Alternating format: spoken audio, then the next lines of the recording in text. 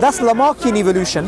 And what they used to do is they used to superimpose Lamarck's picture on the giraffe as a sign of making fun of him. And he was ridiculed for almost 200 years. 150 years, sorry, after 50 years before Darwin. But I don't know too much to refer to this Lamarckian evolution. This exact specific case that you mentioned. Sure. But when you come up with an idea, with an evolution, and then again, Darwin was wrong about genetics, apparently. Darwin never heard of genetics. Well, yeah, but what it is you see, evolution needs fodder. So like an army needs ammunition, evolution needs variation. Now the source of variation, Darwin had no idea, right? He didn't know. Now there's Mendel who did that famous pea experiment, okay. And he sent Darwin some stuff, but Darwin didn't read it. Now what happened was genetics conflicted with Darwinism, and in the 1930s, what they did is they took genetics and they took Darwinism and they merged it and they called it the modern synthesis, right? So what you can do in science is even a conflict between two theories, you can somehow rearrange them like Lego, but which is what you can do in science. Apparently what happened is they didn't take this part of, genetic shuffling that mutations that Darwin, hypothesized about. So they said, oh, this part is probably wrong and this is right, and they attached to the part that he was right. No, the thing is, that's how I understand it. Okay. The slight difference, and actually it's a major difference. Mutations is not something Darwin knew about. He knew about variation. Yeah. Now the source of variation is mutations. Yes. Now the fundamental question which distinguishes Darwinism from other evolutionary models is that Darwin believed variations were random. Okay. Random meaning they weren't in respect to fitness. Like you don't, like I want to climb a tree, so you don't get a mutation to climb a tree, right? It's kind of like you get a random mutation and then because I can climb the tree and survive, natural selection preserves that in my progeny. Okay, right? yes. Now the fundamental question, which is at the core of everything, is random mutations coupled with natural selection, which is all what Darwinism really is. Yeah. Is that enough to take a bacteria to an elephant? That's the essential question. Well, given enough time again.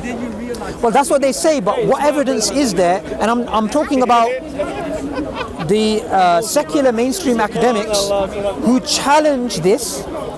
They say there's no evidence that a bacteria can go up to an elephant, even if you have all the time in the world, because how do elephants procreate? Using their partners. They have sex, yes. They have sex, right. Natural selection is very conservative, correct? It punishes slack. It punishes inefficiency. That's why it's natural selection. So I'm actually quite overweight. If me and you were to run and there's a fire, you'd survive because you're quite fit. Okay. Right? Natural selection.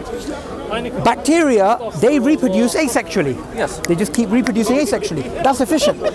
That's very efficient. Okay. Compared to an elephant, that's very efficient. So why would natural selection select for something which is efficient, leading to something which is inefficient? For a genetic variation. Sorry? For a genetic variation. I don't understand.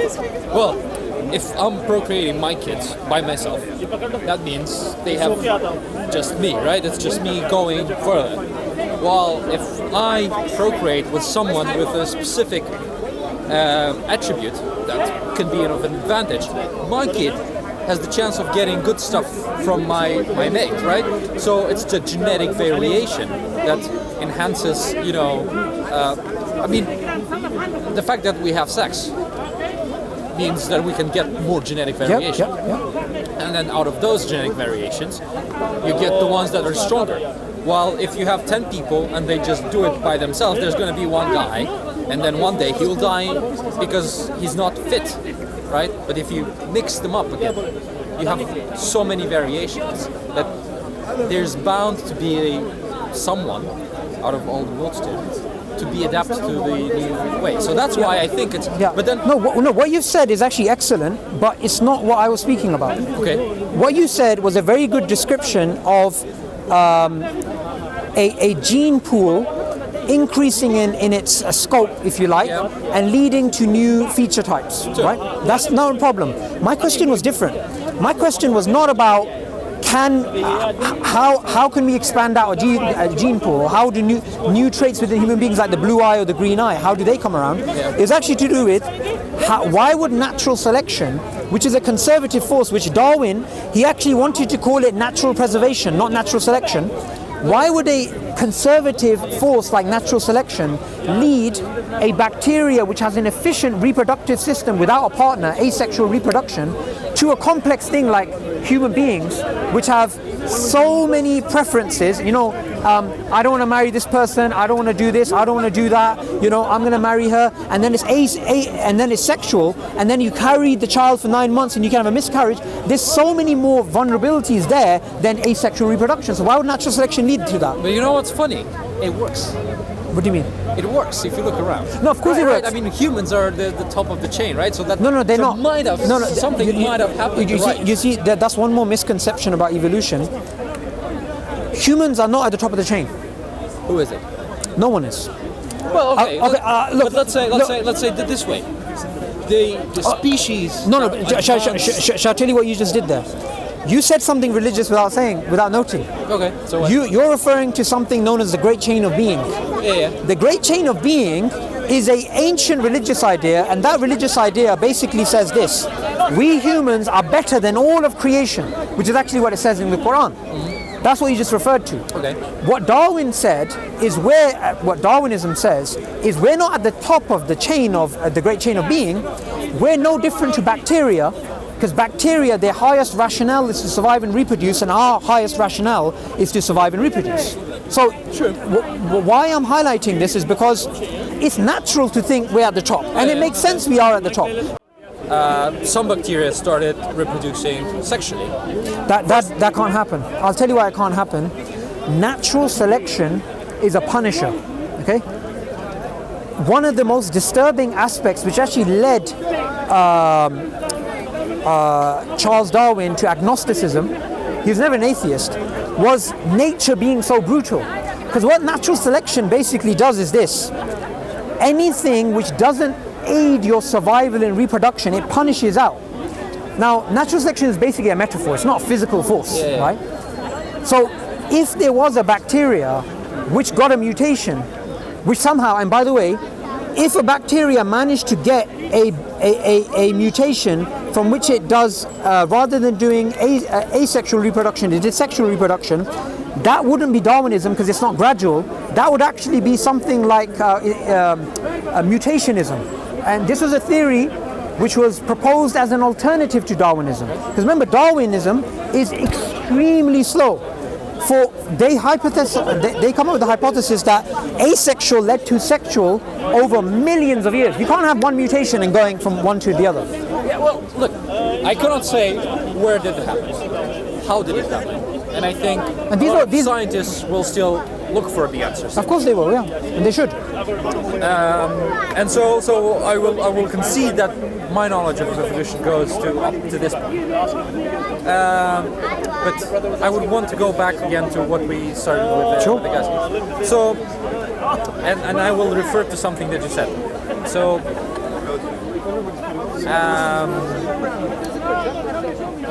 what did you say? You said the evolution punishes. Yeah. No, sorry. Evolution doesn't punish, natural selection punishes. Yeah, sorry, there. Natural selection punishes what? Redundancies. It punishes slack. Not always redundancies. Because if there's a redundancy, it's not necessarily hindering you. Like, for example, I might have something in my bag which is, it's not a phone, it's not a book, it's useless, it's just a rock, right? Natural selection wouldn't see that. Natural selection, you have to imagine, it's kind of like, you know, in those 3D movies, you get those glasses, right? Natural selection only sees things which can give you an advantage or give you a disadvantage. If something is neither here or there, natural selection is blind to it. And this is what's known as... Yes. This is known as neutral evolution, which isn't Darwinian, by the way. Genetic drift, they now say, accounts for most of the human genome. That's the theory, anyway. That it doesn't... It just somehow drifted into this place. It wasn't selected for. Okay. So let's go back. Yeah. The idea was that the people I was talking to, Yep. their assertion was, again, coming from a rib of a man. My assertion is, well, I'm more confident that it came through the means of evolution, natural selection, Yeah. because we have these evidences that kind of point us in that direction. Sure. And now I would want to get it back and answer and ask you, what is there as an evidence that can corroborate from multiple ways, right? Because that's why evolution kind of stands, is because it's corroborated from multiple sources. Okay. So What you're- geology, what is it? Human, the study of Fossils. plants. Okay, look. So corroborated from multiple sources. Okay. When you're saying evolution, and you say evolution by natural selection, let's just call that Darwinism because that's what it is. Okay, let's call right? it Darwinism. And the reason why I'm saying that is because evolution as an idea existed for thousands of years before Darwin, and it was used in English from the 1600s, right? So evolution is different to Darwinism. I don't have a problem with evolution.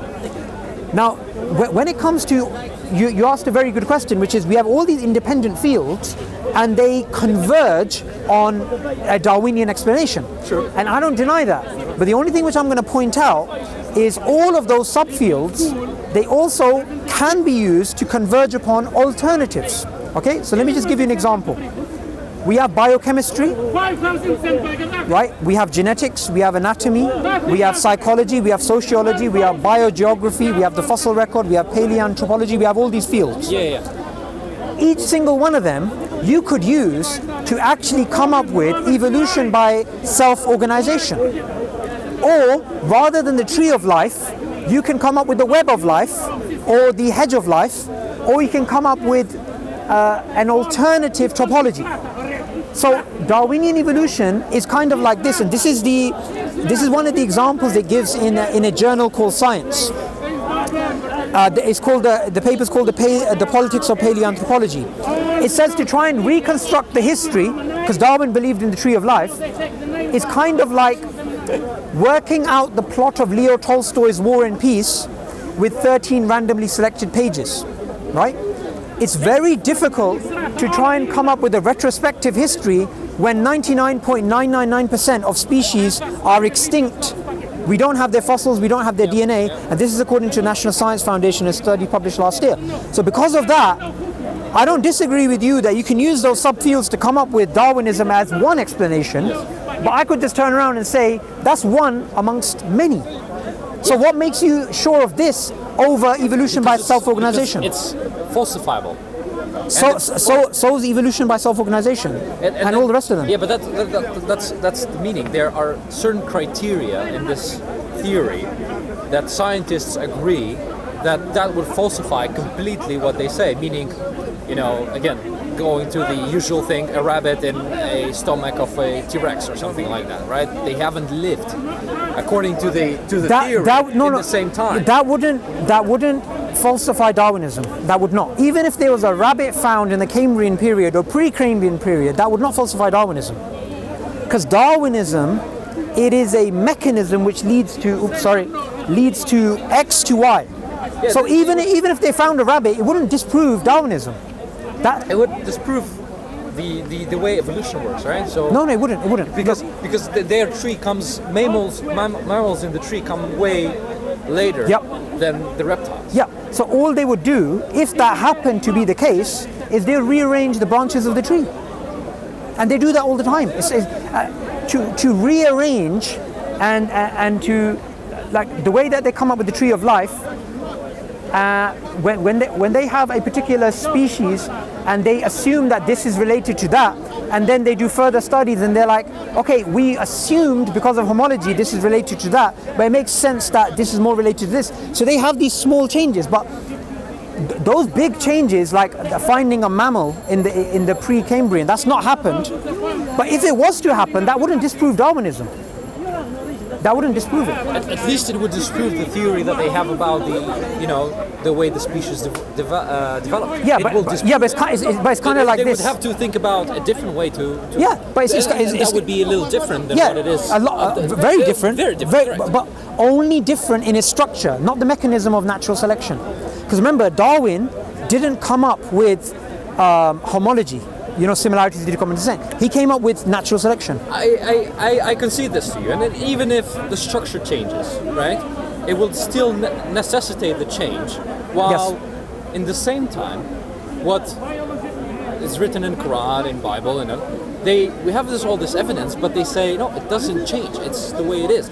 But we change it because we have sort of evidence that point us in a certain direction, right? So, and then. No, but what you're actually referring to is the tree of life, right? Okay.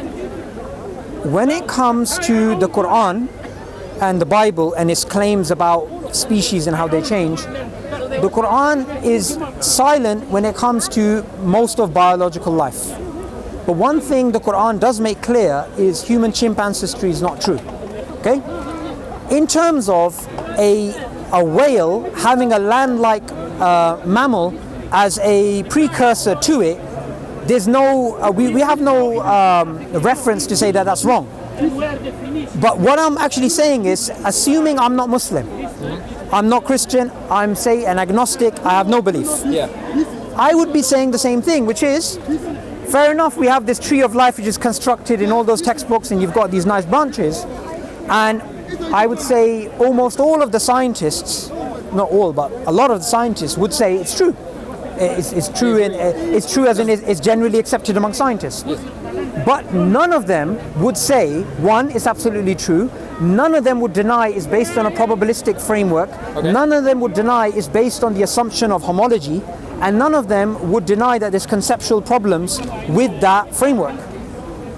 These are all accepted by all of them.